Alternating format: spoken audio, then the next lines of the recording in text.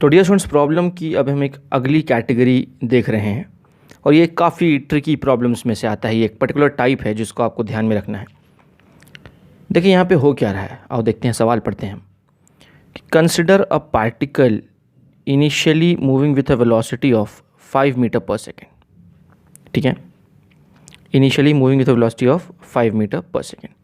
यानी कहने का मतलब ये है कि t इक्वल टू ज़ीरो पे उसके पास कुछ ना कुछ इनिशियल वेलोसिटी है और जो कि है 5 मीटर पर सेकेंड। ठीक है, आगे उसने लिखा है कि starts decelerating at a constant rate of 2 metre per second square. Decelerating का क्या मतलब है?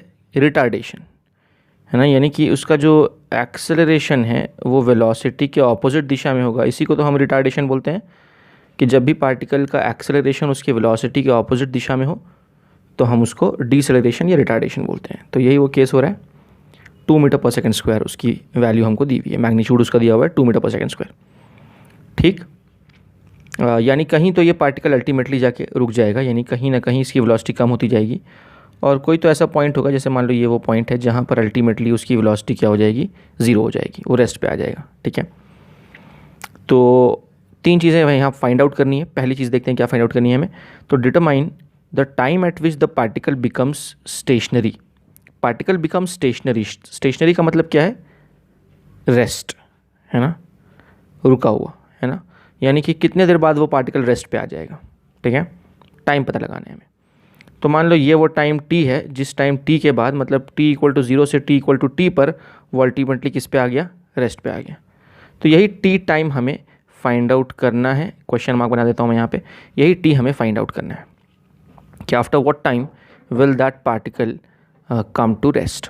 ओके, तो यहाँ पर हम क्या अप्लाई कर सकते हैं? यहाँ पे हम अप्लाई कर सकते हैं, पहला पार्ट में निकाल रहा हूँ। तो पहले पार्ट के लिए हम लगा सकते हैं v is equal to u plus A T लगा सकते हैं। ठीक है, ये हम अप्लाई कर सकते हैं। तो यहाँ पर v क्या है? Final velocity. तो यहाँ पर 0 हो जा रही है क्योंकि वो पार्टिकल अल्टीमेटली रेस्ट पे आ जा रहा है, तो वेलोसिटी 0 हो जा रही है। इनिशियल वेलोसिटी हमको 5 दी हुई है, वो पुट कर देते हैं हम यहाँ पे। और एक्सेलरेशन एक्चुअली रिटार्डेशन है, तो मैं साइन के साथ वो वैल्यू पुट कर देता हूँ -2, और ये t तो हमें फाइंड आउट करना है। ठीक है, तो अब इसको हम फर्दर सॉल्व करेंगे तो ये हो जाएगा, ये टर्म -2t बन जाएगा पूरा का पूरा, प्लस माइनस माइनस हो जाएगा और इसको उधर भेज देंगे तो ये हो जाएगा 2t इज इक्वल टू 5 और अल्टीमेटली ये हो जाएगा t is equal to 2.5 second. यानी इतने टाइम के बाद वो पार्टिकल रेस्ट पे आ जाएगा। ठीक, यानी पता ये चला डियर स्टूडेंट्स कि ये जो टाइम है, ये time actually t equal to 2.5 second, जिसके बाद वो पार्टिकल रेस्ट पे आ जाने वाला है। ठीक है, तो ये तो हमने कैलकुलेट कर लिया इसका पहला पार्ट। ठीक है, बहुत अच्छी बात है। अब हम आते हैं इसके सेकंड पार्ट पे। लेट्स सी सेकंड पार्ट में वो क्या पूछ रहा है। तो सेकंड पार्ट में वो पूछ रहा है कि find the distance travelled in the second second में कितना डिस्टेंस ट्रैवल किया उसने, तो वो हम फाइंड आउट कर सकते हैं। तो सेकंड मतलब एस nth वाला फॉर्मूला लगाना पड़ेगा हमें। एस nth क्या पढ़ा है हमने formula? u plus a/2 into 2n-1, ये हमने फॉर्मूला पढ़ा है। ठीक है, तो यहाँ अब हमें वैल्यूज़ पुट करनी होगी। तो ये s सेकेंड है, तो s second is equal to u is what 5 और प्लस a/2 है, तो वो ये एक्चुअली साइन के साथ जब यहाँ मैं वैल्यू पुट करूँगा तो वो वैल्यू एक्चुअली -2 है। तो -2/2 इंटू 2 इंटू ये जो n है, इस n की वैल्यू क्या है? n की वैल्यू तो यहाँ पे 2 है, तो वही 2 हम यहाँ पे पुट करते हैं, 2 इंटू 2 - 1, और इसको फर्दर सॉल्व करते हैं तो देखते हैं क्या होता है। ये तो 2 और 2 कैंसिल आउट हो जाएगा और ये हो जाएगा 5 माइनस ये 2 to the 4, 4 - 1 is 3, तो ये इतना हो गया। तो s सेकेंड में जो उसका डिस्प्लेसमेंट है वो अल्टीमेटली आ गया हमारा 2 मीटर। तो this is the answer to the second part. ठीक है, ये सेकेंड की बात हो रही है। ठीक है, तो ये 2 पार्ट्स हमने कैलकुलेट कर लिए बड़ी आसानी से, लेकिन इसका जो सबसे ट्रिकी पार्ट है वो है इसका थर्ड पार्ट। तो देखते हैं थर्ड पार्ट में वो क्या पूछ रहा है। थर्ड पार्ट में पूछ रहा है find the distance travelled in the third second में कितना डिस्टेंस ट्रैवल करेगा वो पार्टिकल। ठीक है, तो उसके लिए अगर मैं डायरेक्ट फार्मूला लगाऊं तो आओ देखते हैं क्या होता है। थर्ड सेकेंड बोला है ना, तो थर्ड सेकेंड के लिए फिर से मैं s nth वाला फार्मूला अप्लाई कर सकता हूँ यहाँ पे। तो अगर मैं वो s nth वाला फार्मूला अप्लाई करता हूँ तो आओ देखते हैं क्या होता है। तो ये s थर्ड है, तो s थर्ड लिखता हूँ मैं यहाँ पे, जो कि फिर से ये वाला फार्मूला हम यूज़ करेंगे u plus a/2 into 2n-1। u क्या है? 5 है, ये फिर से -2/2 हो जाएगा और सिर्फ n के जगह पर इस बार 3 रखना है -1, क्योंकि यहाँ 3 है इसीलिए यहाँ भी मैंने n की जगह पर क्या रखा, 3 रखा। ठीक, बस अब इसको सॉल्व करते हैं। तो ये तो 2 और 2 कैंसिल आउट हो जाएगा, ये हो जाएगा 5 माइनस, और ये क्या हो जाएगा, ये हो जाएगा 6 - 1 विच is nothing but 5। So 5 - 5, this entire thing becomes 5. Now 5 - 5 is 0. So S third will become what? 0. अरे पर ऐसा कैसे हो रहा है डियर स्टूडेंट्स? ये पार्टिकल तो आगे बढ़ेगा, ये पार्टिकल तो आगे बढ़ रहा है, आगे बढ़ रहा है। तो जब ये आगे बढ़ रहा है तो इसका डिस्टेंस ट्रैवल्ड 0 कैसे हो सकता है? क्योंकि ये पार्टिकल की कुछ ना कुछ इनिशियल वेलोसिटी थी, तो ये कुछ ना कुछ डिस्टेंस तो आगे बढ़ेगा, तो फिर ये डिस्टेंस 0 कैसे हो जा रहा है? तो इसका मतलब ये है कि ये डिस्टेंस नहीं है। वैसे भी मैंने आपको पहले ही वार्न किया था कि एक्चुअली इस फार्मूला में जो S है ये एक्चुअली डिस्प्लेसमेंट होता है, ना कि डिस्टेंस। ठीक है, तो इसलिए डिस्टेंस की जब भी बात आए तो हमें बहुत ही सतर्क रहने की ज़रूरत है। We must be very careful while solving distance for a given particle. ठीक है, तो अब आओ चलो इसको पोस्टमार्टम करते हैं और देखते हैं कि बेसिकली यहाँ पे हो क्या रहा है। तो पहले आप देखो डियर स्टूडेंट्स की जो t = 2.5 वो टाइम है जहाँ पे वो पार्टिकल रेस्ट पे आ गया। ठीक है, तो चलो मैं आपको अगले पेज पे बताता हूँ बेसिकली यहाँ पे क्या हो रहा है। तो डियर स्टूडेंट्स ये इस तरह से मैंने ड्रॉ किया। ठीक है, और मैं यहाँ पे बता देता हूँ कि ये जो है ये t = 0 वाला टाइम है। ठीक, और पार्टिकल की इनिशियल वेलोसिटी भी हमको दी हुई है u, जो कि है 5 मीटर पर सेकेंड। ठीक है, इसका रिटार्डेशन है पीछे की तरफ जिसका मैग्नीट्यूड है 2 मीटर पर सेकेंड स्क्वायर। और यहाँ पर डियर स्टूडेंट्स यहाँ पे वो रेस्ट पे आ जा रहा है, मतलब यहाँ पर जो उसकी वेलोसिटी है वो क्या हो जा रही है, 0 हो जा रही है। और यहाँ पर जो टाइम है, मैं काम करता हूँ, यहाँ पर पहले मैं टाइम लिख देता हूँ। यहाँ पे जो टाइम है ये 2.5 सेकेंड है। t = 2.5 सेकेंड पे उसकी वेलोसिटी क्या हो जा रही है, 0 हो जा रही है। ठीक है, थर्ड सेकंड कहाँ से शुरू होगा? देखो थर्ड पार्ट में उसने क्या थर्ड सेकंड की चर्चा की है। तो थर्ड सेकंड में डिस्टेंस ट्रैवल निकालना है, तो थर्ड सेकंड शुरू कहाँ से होगा? 2 सेकंड के बाद से थर्ड सेकंड शुरू हो जाएगा। मैं यहाँ कहीं तो भी सपोज़ यहाँ पे मैं टाइम मेंशन करता हूँ t = 2 सेकंड। ठीक है, तो यानी कि इस टाइम के आगे क्या शुरू हो जाएगा, थर्ड सेकंड शुरू हो जाएगा। ठीक है, तो बहुत अच्छी बात है।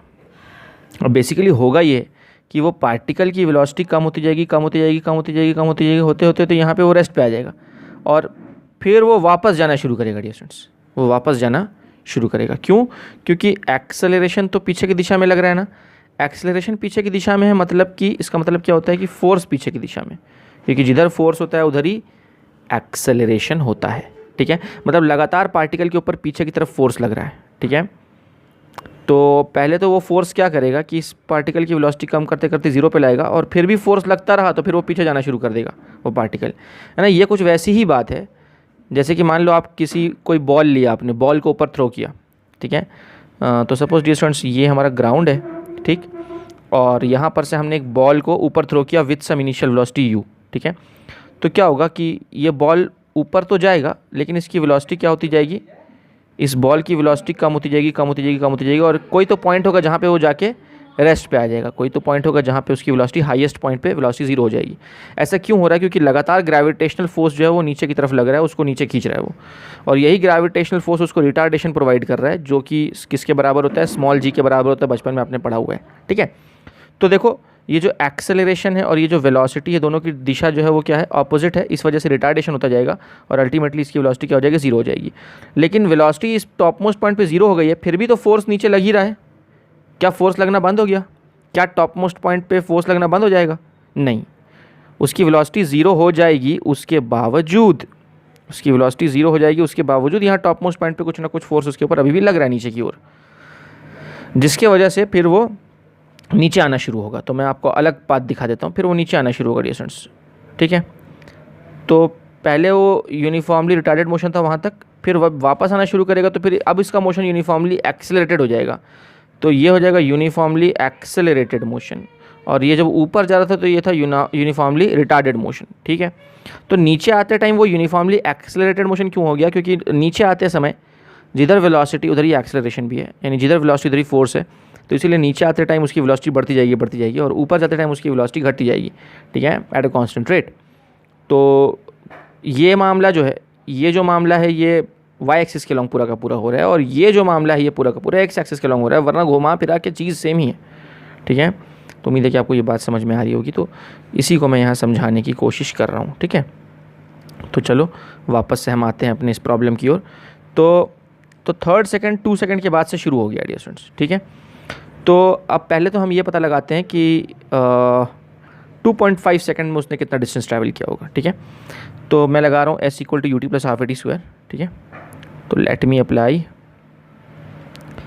s equal to U T plus half A T square. ठीक है, तो मैं नाम दे देता हूँ। ठीक है, तो मैं इसको नाम दे देता हूँ, इस पॉइंट को, इसको मैं a बोल देता हूँ, इसको मैं b बोल देता हूँ, इसको मैं c बोल देता हूँ। ठीक है, तो ये जो s equal to U T plus half A T square मैं लगा रहा हूँ, ये मैं लगा रहा हूँ from a to c apply कर रहा हूँ मैं इनिशियल ये फॉर्मूला। ठीक है, तो अब चलो देखते हैं यहाँ पे क्या होगा।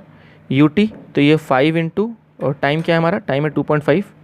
ठीक है, प्लस हाफ इंटू एक्सेलरेशन क्या है, एक्सेलरेशन तो -2 है, इंटू टी का स्क्वायर, टी है 2.5 का स्क्वायर, यानी 2.5 इंटू 2.5। ठीक है, इस तरह से हम उसको लिख सकते हैं। तो फिर ये ना 2 कैंसिल आउट हो जाएगा, और ये अल्टीमेट 25 5 ज़ा 125 लिखो, ये 12.5 हो जाएगा, और ये हो जाएगा -25 का स्क्वायर क्या होता है, 25 इंटू 625 होता है, तो ये हो जाएगा 6.25। तो बहुत अच्छी बात है, इन दोनों को सब्ट्रैक्ट करेंगे तो अल्टीमेटली ये 6.25 ही आएगा सब्ट्रैक्ट करके मीटर, यानी कि 2.5 सेकंड में उसका डिस्प्लेसमेंट इतना होगा, है ना। यानी ये एक्चुअली कौन सा डिस्टेंस आई है, ये s एक्चुअली रिप्रेजेंट कर रहा है द डिस्टेंस AC, A से C तक की दूरी, A से C तक की दूरी, और वो क्या है, वो है 6.25। ठीक है, बहुत अच्छी बात है।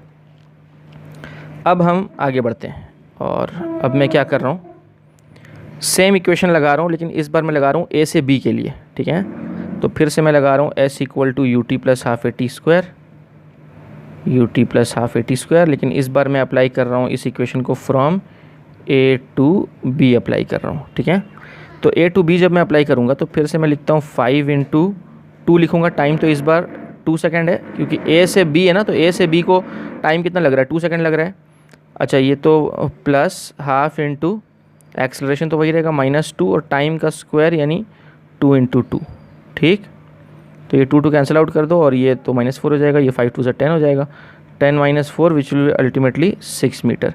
तो इस बार जो डिस्प्लेसमेंट आया है वो 6 मीटर आया है, और ये कहाँ से कहाँ तक की दूरी आई है, ये बेसिकली ये A से B तक की दूरी आई है, यानी AB जो है वो 6 मीटर है, और AC जो है वो 6.25 मीटर है। तो आप मुझे बताएं BC क्या होगा। BC जो होगा वो होगा बेसिकली 0.25 मीटर। ठीक है, तो मैं यहाँ पे ड्रॉ भी कर देता हूँ डिस्टेंस। BC जो है, यानी ये जो हमारी दूरी है B से C तक की दूरी, ये होगी 0.25 मीटर। ठीक है, तो बहुत अच्छी बात है, यानी कि डियर स्टूडेंट्स थर्ड सेकंड की जब वो बात करेंगे कि distance travelled in the third second, देखो displacement in the third second क्या आ चुका है, 0 आ चुका है, ये displacement in the third second. और ये 0 क्यों आया मैं आपको बताता हूँ।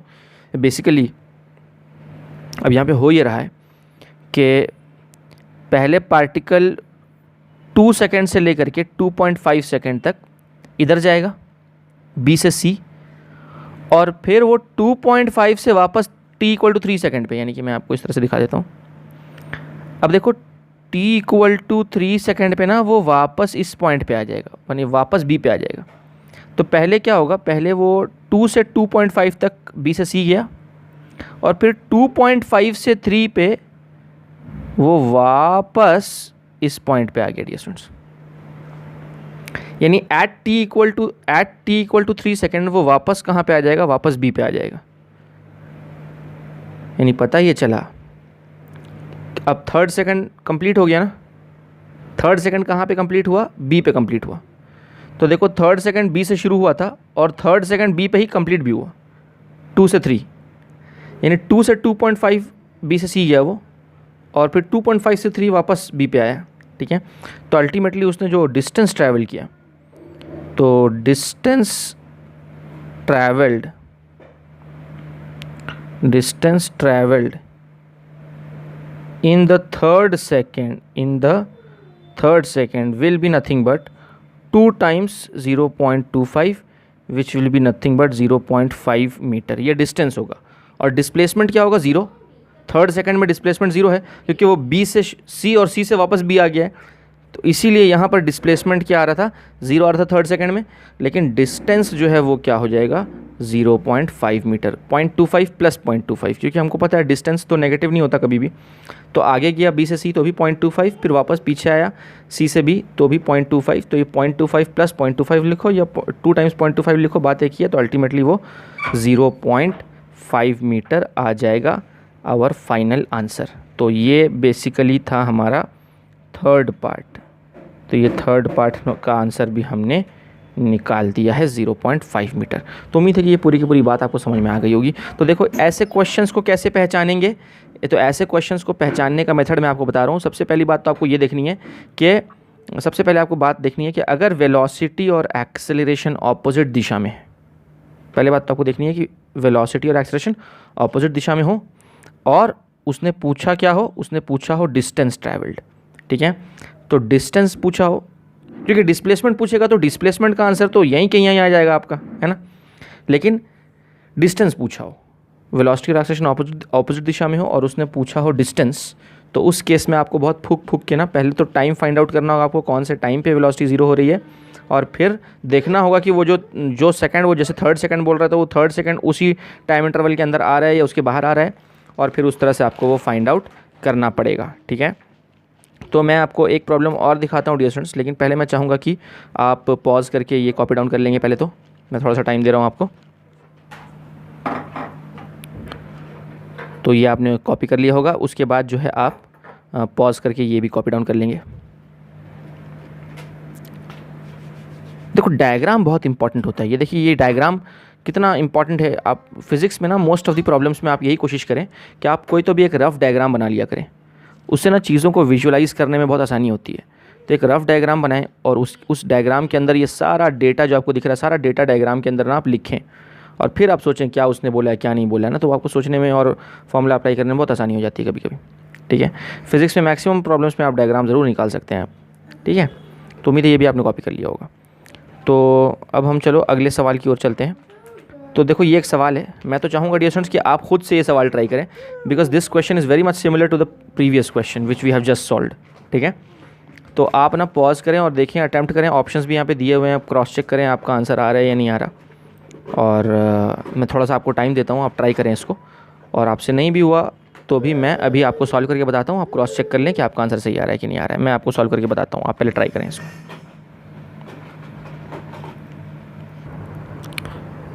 हाँ डियर स्टूडेंट्स, तो उम्मीद है कि आपने ये सॉल्व कर लिया होगा। चलो आओ देखते हैं क्या करना है इस पर हमें।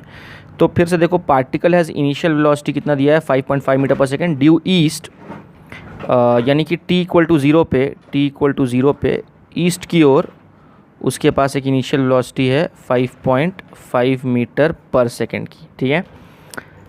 And a constant acceleration of 1 metre per second square due west, यानी एक्सेलरेशन वेस्ट की ओर है। तो देखा आपने वेलोसिटी और एक्सेलरेशन ऑपोजिट दिशा में, ठीक है। और उसने क्या पूछा है? डिस्टेंस कवर्ड पूछा है, मतलब इसी से आपको शक हो जाना चाहिए कि यहाँ पे थोड़ा आपको फूक के कदम रखने की ज़रूरत है, ठीक है।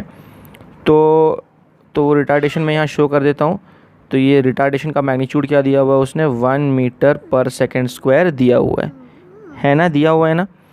अब डियर स्टूडेंट से यहाँ पर 6th सेकेंड में पूछा है कि डिस्टेंस ट्रैवल्ड क्या है। तो कोई नहीं, पहले तो हम ये पता लगा लेते हैं कि पार्टिकल कितने देर बाद रेस्ट पे आने वाला है, ठीक है। तो मतलब जो उसकी वेलोसिटी 0 होने वाली है, ये वेलोसिटी 0 जो है ना कितने टाइम पे होने वाली है वो हम पता लगा लेते हैं। तो उसके लिए हम क्या अप्लाई करेंगे? हम अप्लाई करेंगे v = u + at। तो मैं लगाता हूँ v = u + at। v हमें 0 चाहिए, तो उसके लिए इनिशियल वेलोसिटी 5.5 है, और एक्सेलरेशन तो -1 × ये t तो हमें पता लगाना है, ठीक है। तो ये रिटार्डेशन था इसीलिए माइनस साइन पुट किया मैंने, और ये अल्टीमेटली इसको उधर भेज देंगे तो ये t डायरेक्टली आ जाएगा 5.5 सेकेंड, यानी इतने टाइम पे वो बॉडी रेस्ट पे आ जाएगी। मतलब यहाँ मैं लिख देता हूँ 5.5 सेकेंड, ठीक है। तो चलो एक तो हमको ये पता चल गया कि वो कितने देर बाद रेस्ट पे आने वाला है। अब तुम देखो 6th सेकेंड में उसने डिस्टेंस का पूछा है, 6th सेकेंड में पूछा है। तो 6th सेकेंड तो कहाँ से शुरू हो गया है, t इक्वल टू 5 पे 6th सेकंड शुरू हो गया है, तो वो मुझे यहाँ पे दिखाना पड़ेगा।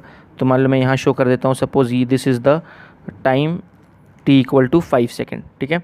तो 6th सेकंड, तो इसके बाद से ये 6th सेकंड शुरू हो गया है, ठीक है। तो ये बिल्कुल वैसे ही जा रहा है जैसे पिछले प्रॉब्लम में गया था हमारा मामला। बहुत अच्छी बात है। तो अब हमें ये पता लगाना होगा कि ये डिस्टेंस कितना है, उसी का ट्वाइस कर देंगे तो हमको अल्टीमेटली आंसर मिल जाएगा। इसी डिस्टेंस का ट्वाइस करना होता है ना। देखो पिछले केस में भी हमने ये पता लगाया था, ये 0.25 था, और इसी 0.25 का हमने क्या किया था, इसका ट्वाइस कर दिया था, तो हमको जो है यहाँ पर जो हमारा फाइनल आंसर मिल गया था। तो वही हमें यहाँ पे भी करना है। तो कुछ नहीं, तो अब वो पता लगाने के लिए हमें क्या करना होगा, पहले ये पूरा डिस्टेंस चाहिए होगा और उस पूरे में से ये इतना सब्ट्रैक्ट कर देंगे तो फिर हमको ये वाला डिस्टेंस मिल जाएगा, ठीक है। तो वही मैं यहाँ करने की कोशिश करूँगा। तो पहले मैं बात कर रहा हूँ ए से बी की और फिर मैं बात करूँगा ए से सी की। तो पहले मैं ए से सी की बात करता हूँ, फ्रॉम ए टू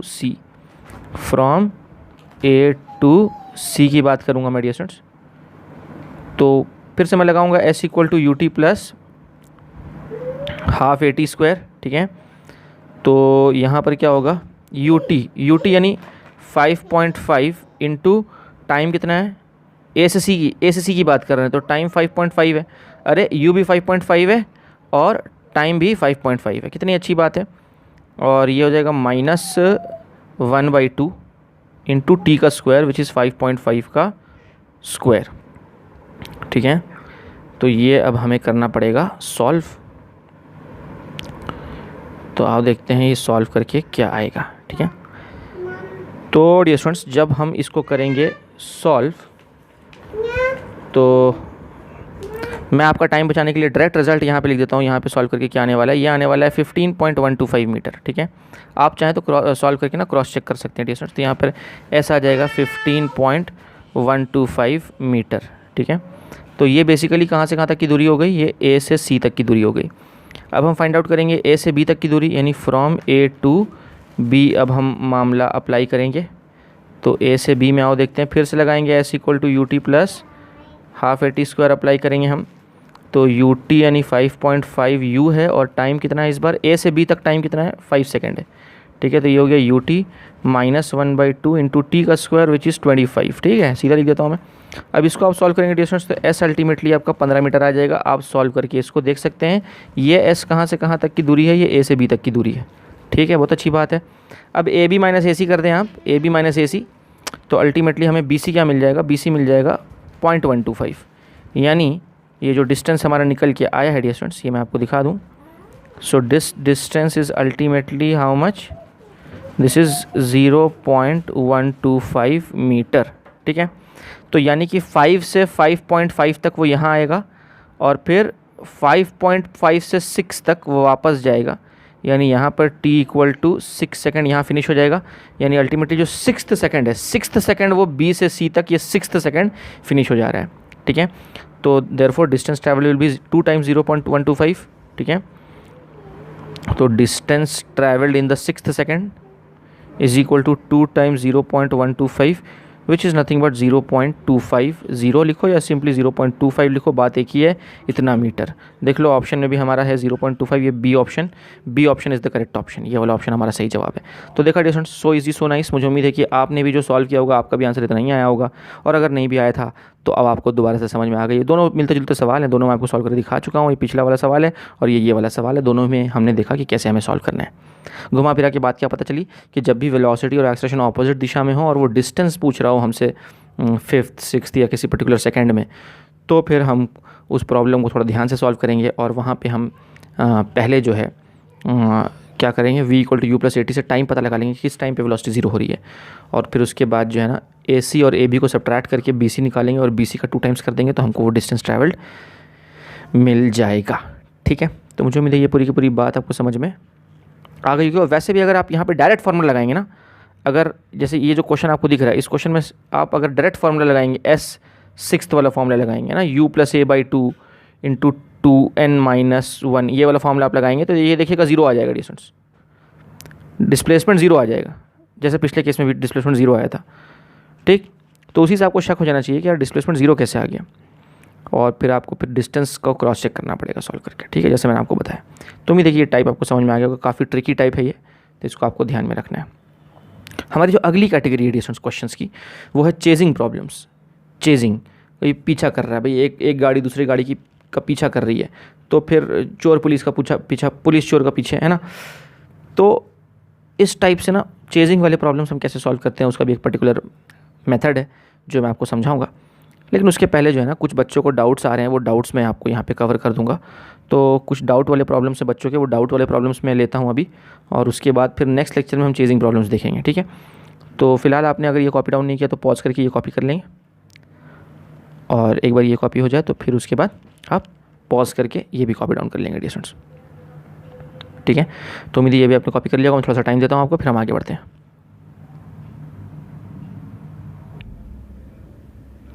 प्यारे बच्चों, कुछ बच्चों का ये डाउट था, और बेसिकली ये जो क्वेश्चन है ये देखा जाए तो ये 2 डायमेंशन का क्वेश्चन है।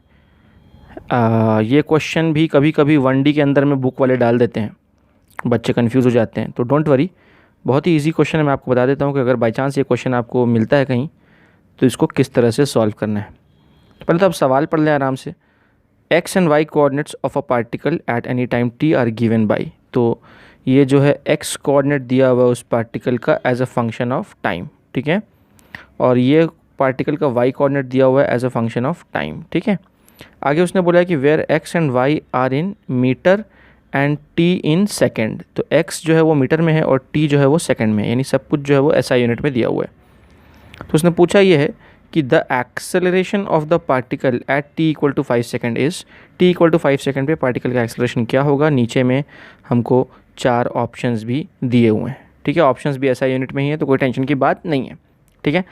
अब देखो टाइम के साथ जो है वो पार्टिकल का एक्स कोऑर्डिनेट भी चेंज हो रहा है और टाइम के साथ पार्टिकल का वाई कोऑर्डिनेट भी चेंज हो रहा है। इसका मतलब है कि ये 2D मोशन है, क्योंकि टाइम के साथ एक्स और वाई, कोई भी टाइम के साथ अगर कोई भी 2 कोऑर्डिनेट चेंज होते हैं तो मतलब वो 2D मोशन है। अगर टाइम के साथ 3 कोऑर्डिनेट चेंज होते हैं तो वो 3D मोशन है, और टाइम के साथ अगर सिर्फ एक ही कोऑर्डिनेट चेंज हो, 3 में से कोई भी एक कोऑर्डिनेट चेंज हो अगर सिर्फ टाइम के साथ, तो वो 1D मोशन है। तो ये 2D मोशन का एग्जाम्पल है, क्योंकि यहाँ टाइम के साथ एक्स और वाई दोनों कोऑर्डिनेट चेंज हो रहे हैं। तो एनीवेज, अब देखो इसका मतलब है कि ये जो पार्टिकल है इसका जो भी एक्सेलरेशन होगा उस पार्टिकल के एक्सेलरेशन का एक एक्स कंपोनेंट भी होगा, और हो सकता है उसका कुछ वाई कंपोनेंट भी हो, इस तरह से, क्योंकि 2D में तो इस तरह से लिखते हैं एक्सेलरेशन को हम, है ना। तो हम ये ax और ay फाइंड आउट करेंगे। तो कुछ नहीं, सबसे पहले हम वेलोसिटी का x कंपोनेंट फाइंड आउट करते हैं जो हमको dx/dt से मिलेगा, ठीक है। यानी हमें करना पड़ेगा d/dt of 7t plus 4t का स्क्वायर, ठीक है। ये जब हम करेंगे तो ये 7 बाहर आ जाएगा और ये d/dt ऑफ t बचेगा, प्लस यहाँ 4 बाहर आएगा और ये d/dt ऑफ t स्क्वायर बचेगा, ठीक है। तो ये तो dt ये तो 1 हो जाएगा अल्टीमेटली, 7 1 = 7, और यहाँ ये 2t का पावर 2 - 1 nx का पावर n-1 वाला फॉर्मूला लग जाएगा यहाँ पे। तो ये अल्टीमेटली हो जाएगा 7 + 8, ये 4 2 = 8 t। तो ये क्या आ गया, वेलोसिटी का x कंपोनेंट आ गया, ठीक है। और अगर यही हमें वेलोसिटी का y कंपोनेंट निकालना है तो वो भी हम कैलकुलेट कर सकते हैं। वेलोसिटी का जो y कंपोनेंट होगा वो होगा dy/dt, dy/dt, यानी हमें करना पड़ेगा d/dt ऑफ y क्या है, 5t है। देखो यहाँ पर हम देख सकते हैं y जो है वो 5t है, तो वही मैंने यहाँ रख दिया। तो आओ देखते हैं हमको vy क्या मिलेगा। तो हमें vy मिलेगा 5 बाहर आ जाएगा और ये d/dt ऑफ t बचेगा, ठीक है। तो dt कैंसिल आउट हो जाएगा और अल्टीमेटली vy जो है वो 5 हो जाएगा। चाहो तो यूनिट भी लिख सकते हो मीटर पर सेकेंड, और यहाँ पे भी vx की यूनिट क्या होगी, मीटर पर सेकेंड। तो ये vx और vy मिल गया है। अगर उसने हमसे वेलोसिटी पूछा होता तो फिर हम vx vy का इस्तेमाल करके लिख सकते थे, क्योंकि इस पार्टिकल की वेलोसिटी क्या होगी, इस पार्टिकल की वेलोसिटी होगी vxi प्लस vyj, इस तरह से होगी, ठीक है। लेकिन वेलोसिटी उसने नहीं पूछा, एक्सेलरेशन पूछा, तो एक बार और डिफरेंशिएट करना पड़ेगा हमें।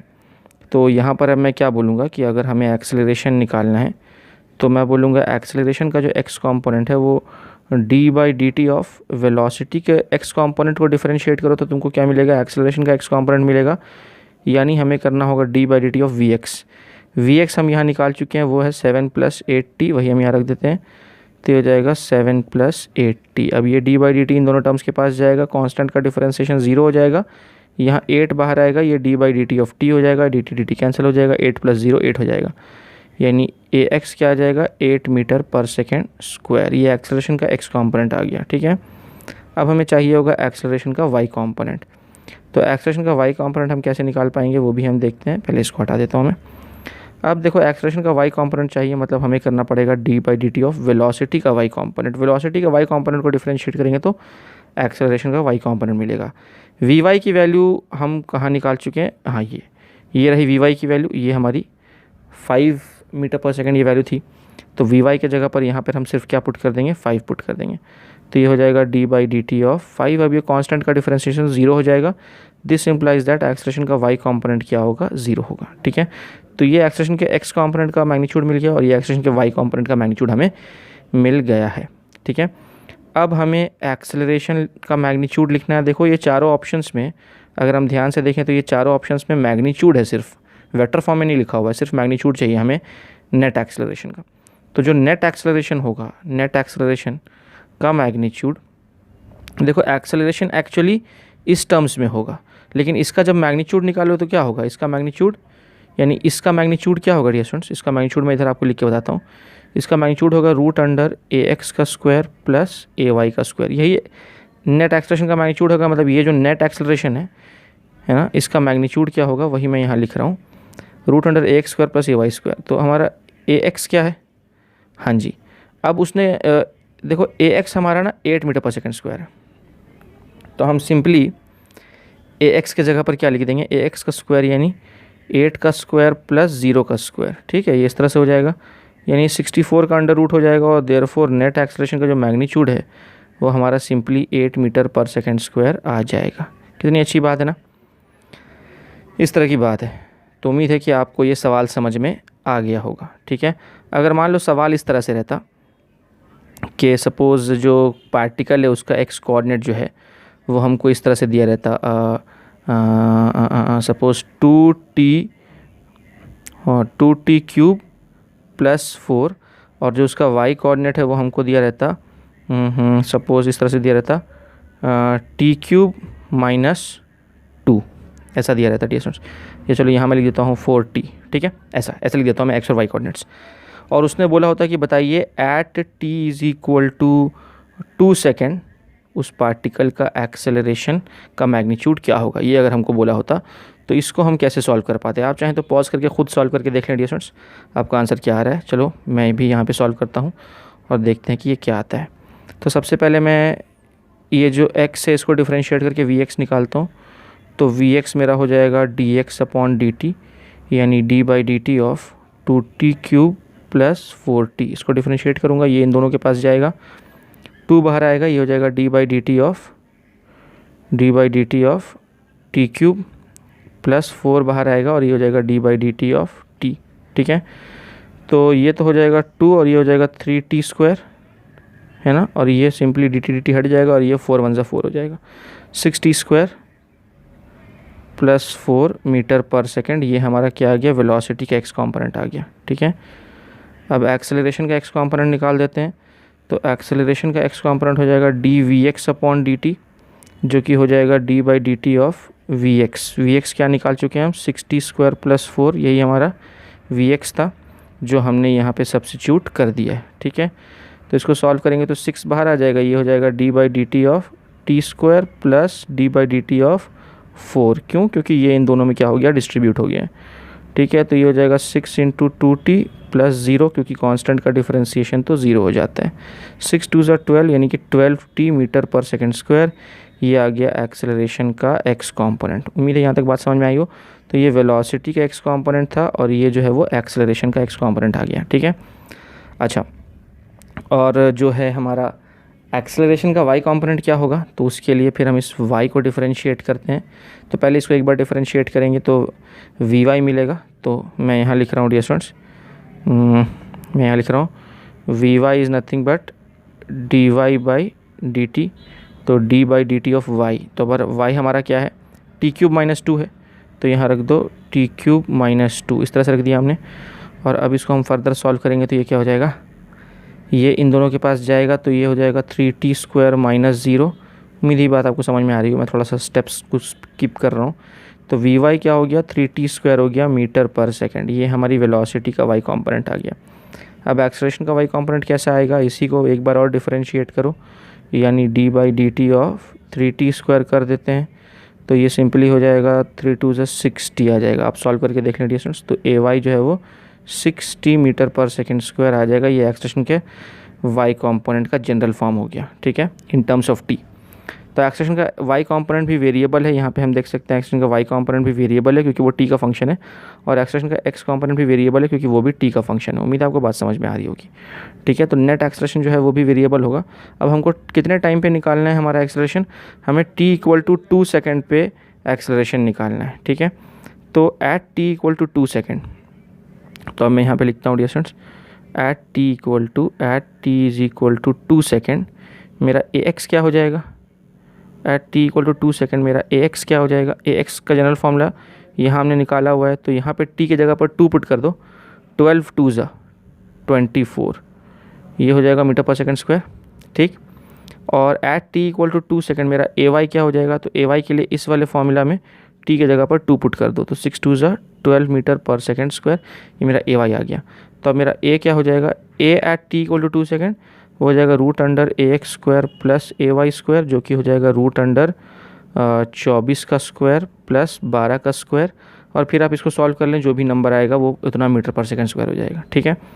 तो बस दैट्स इट डिस्टेंस। अब ये बहुत बड़ा क्यों आ रहा है, क्योंकि ये क्वेश्चन मैंने रैंडमली खुद बना दिया है, ठीक है, अभी ऑन स्पॉट मैंने बना दिया। अगर थोड़ा सा सोच के बनाते तो यहाँ पे थोड़ा सा एक प्यारा सा नंबर आपको मिलता, लेकिन कोई बात नहीं, मैं बस कॉन्सेप्ट समझाना चाह रहा था आपको कि जैसे अभी पिछले क्वेश्चन में क्या हुआ कि पिछले क्वेश्चन में ये जो क्वेश्चन हमने देखा, इस क्वेश्चन में हमारा क्या हुआ कि इस क्वेश्चन में जो हमारा ax और ay था, ये रहा हमारा ax कांस्टेंट आ गया, तो यहाँ टाइम पुट करने की ज़रूरत नहीं पड़ी, और ay भी कांस्टेंट, मतलब देखा जाए तो 0 है, तो यहाँ भी टाइम पुट करने की ज़रूरत नहीं पड़ी, तो टाइम पुट नहीं करना पड़ा हमें।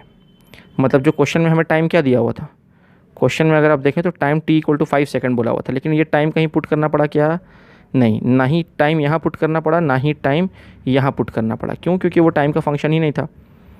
तो सिंपली ax और ay में हमने वैल्यू सब्स्टिट्यूट करके भाई कांस्टेंट आंसर आ गया हमारा।